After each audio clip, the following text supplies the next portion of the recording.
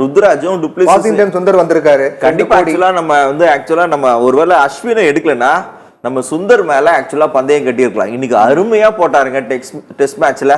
இன்னைக்கு 4th டேல அருமையா அந்த 2 விக்கெட் எடுத்து ஒரு அருமையான விக்டரியை பெற்று தந்ததுல சுந்தர் இன்னைக்கு ரொம்ப அழகா ஆடுறாரு. பேட்டிங் பிளஸ் போலிங் இன்னைக்கு ஆல்ரவுண்டர் கேம் தான். T20 பொறுத்தவரையும் கம்ப்ளீட்டா ஆல்ரவுண்டர் கேம்.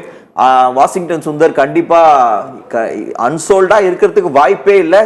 கட்டாயம் அப்படின்னா மேனேஜ்மெண்ட் ஏதோ தப்பு பண்றாங்கன்னு நினைக்கிறேன். சூப்பர் வராங்க பந்தயம் 40 லட்சம் வந்திருக்காங்க.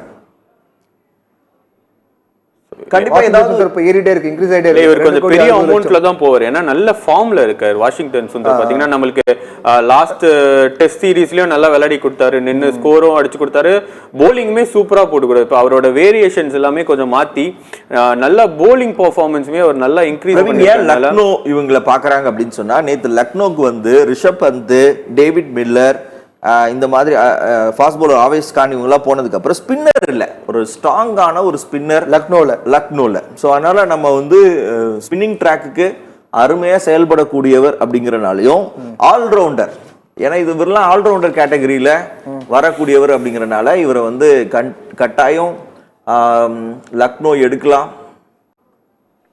2 கோடி தொடங்கி இப்போ 3 கோடி 20 லட்சம் எடுத்துட்டாங்க. 3 கோடி 20 லட்சம் எடுத்திருக்காங்க வாஷிங்டன் சுந்தர். இல்ல அருமையான பிரைஸ்.